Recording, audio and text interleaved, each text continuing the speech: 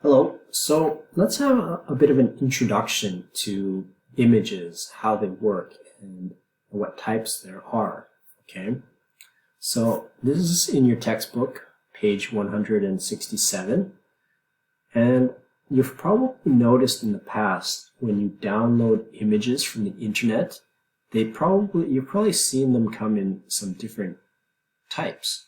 So you've probably seen JPEGs, like this, JPEG, or sometimes just JPG, essentially the same thing. Okay.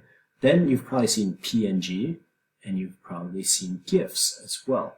And you've probably noticed some particularities about each of these.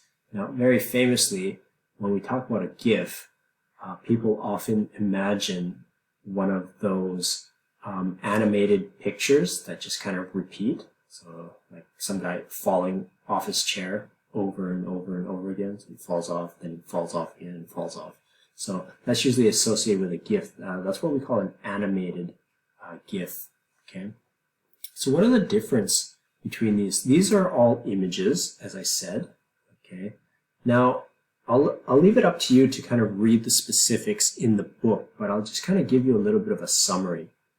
JPEGs, or JPG, is the most commonly used format for images like pictures from your phone, things like that. The reason for that is they can use a lot of different colors, like 16 million different colors, and even though they are high quality, they tend to be somewhat small in size. Okay, compared to like a PNG, for example. So when you take a photograph from your iPhone, you might get something that's 10 megabytes or something like that. And if I were to save that same image in a PNG, it would probably be bigger. Let's say like 20 megabytes instead of 10. Okay. And that's because JPEGs are able to use something called a lossy format, where it kind of throws away some of the small pieces of information that you probably wouldn't even notice. Like, let's say I have an image that's made out of 1,000 little dots. If I threw away like 50 of those dots, you probably wouldn't notice the difference. Okay, it's a little bit more complex than that, but more or less you kind of get the picture, right? If I cheat a little bit and not use some of those dots, you probably wouldn't know the difference, but I've saved a bit of space. Okay. PNGs, like JPEGs, can be very high quality. The difference is PNGs don't throw away any information, so they retain that bigger size in many cases. So if you're worried about size, that's why cameras and things like that often use JPEG. If you have your phone, it usually doesn't save in PNG. It uses JPEG just to save space on your phone or your camera or whatnot. The advantage of PNG is you can predefine how much quality you want. Okay, so there's different PNGs, but most people don't have to deal with that. The biggest difference between a PNG and a JPEG is PNGs allow transparency, meaning like the background of your image can be transparent, whereas a JPEG cannot. And I'll show you an example on the internet. So looking at images from the internet, let's say I have this dog right here, and you can actually see that this dog is surrounded by a lot of white. If I were to take this dog and I were to insert it in my web page, and let's say my web page had like a green background, would I see green behind the dog? Or would I have this white square around the dog and have my green, around this white square? Okay, and the answer is this image is not transparent, and I would in fact have this white square. Okay, and this is a JPEG. Okay, if you want to verify, if I were to save this image, save image as, you can actually see that it is trying to save as a JPEG, and there will not be any transparency. Like we said before, JPEGs do not allow for transparency. Okay.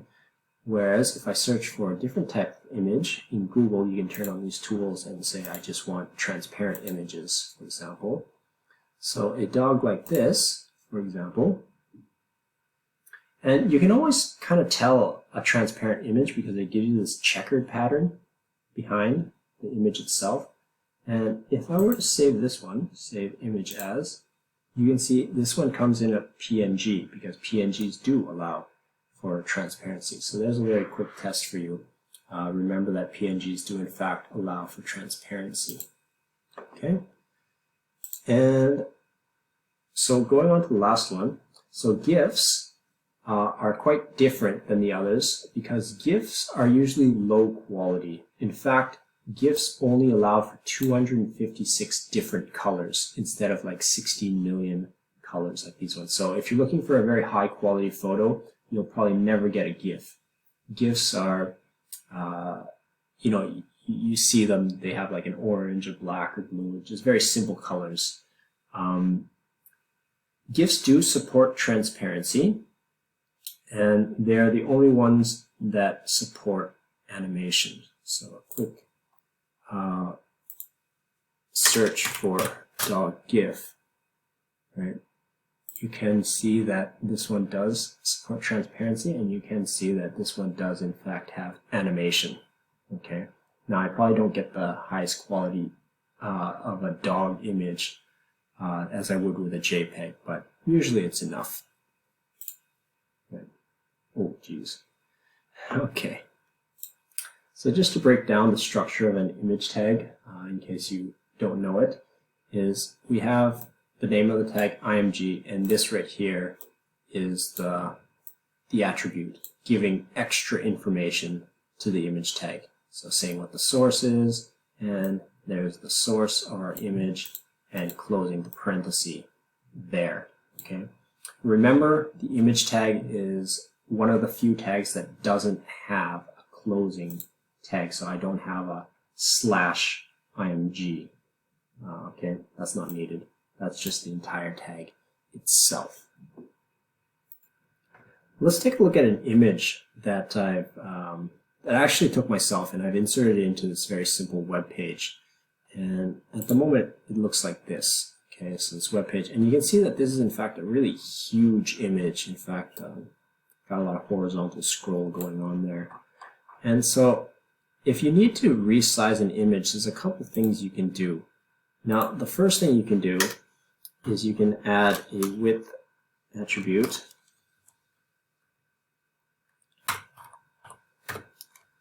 Something like that, and a height attribute.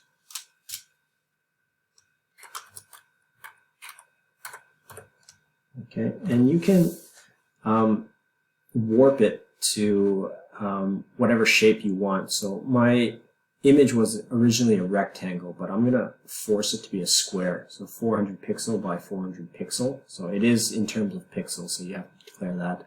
So if I save that and I reload, you can see that I have forced it into a square. So I can do that with the width and height attribute. However, I often say that's kind of like a hacked way of resizing an image. And the reason this is bad practice is, let's say that image is a really heavy file. Let's say it's something like 10 megabytes or even more. Let's say it's 20 megabytes. Let's say it's a really high quality image. Now 20 megabytes might take a long time to load on the internet. So let's say I have a website that has like 50 images. 50 images that have been forced to be this size. Okay, so I'll have 50 of these images that look kind of small. But the problem is, those images are still each 20 megabytes. So 20 times 50, that's a lot of data that the browser has to load. And what's going to happen is it's going to be slow.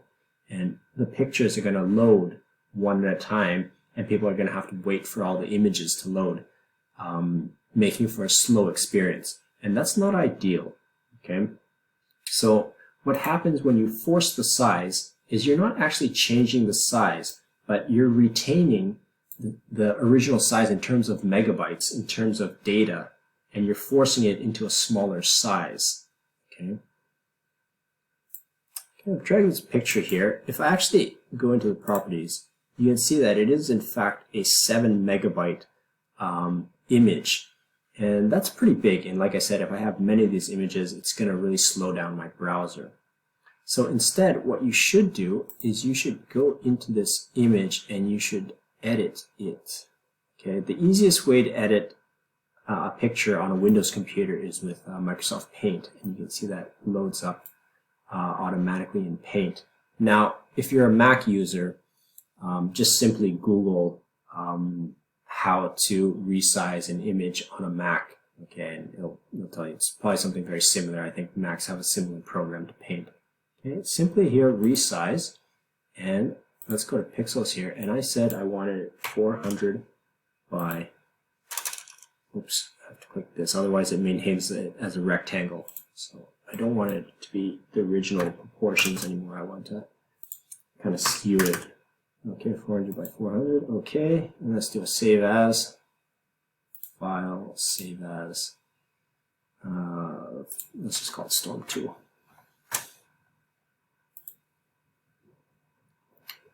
Okay, let me just find it. Okay, sorry about that. I accidentally saved it into the pictures folder on my computer, but I dragged it here. So let's take a look at this one. So this one is considerably smaller. It's actually only around 70 kilobytes, not megabytes anymore. So it's about 100 times smaller than the original one. So that's going to be a very quick load time. So instead of using it forced like this, I can use this one here, Storm 2. Okay, save, and we can reload. Okay, looks exactly the same. However, this time, this image is 70 kilobytes and not 7 megabytes. Okay, if you only have one picture, you probably won't notice the difference. But like I said before, if your web page is quite complex, that's gonna really affect your load time. So do keep that in mind. In some cases, you can just force the size, but in many cases you want to actually go ahead and modify the actual file to the size you want just to save data and load time. If you're not just resizing, which you can just do with Paint, but if you want to get more into image editing, like if you want to add certain things, if you want to draw things on there, if you want to draw a mustache on the dog or whatever, if you want to make an image that isn't transparent and you want to make it transparent, then there's other image editing software. I'm sure you've heard the name Photoshop before. There's also a freeware version called GIMP, which is very similar to Photoshop, very powerful. They're very complex, but yeah, photo editing, you can use those. If you're just doing something very simple, I would just use a simple program like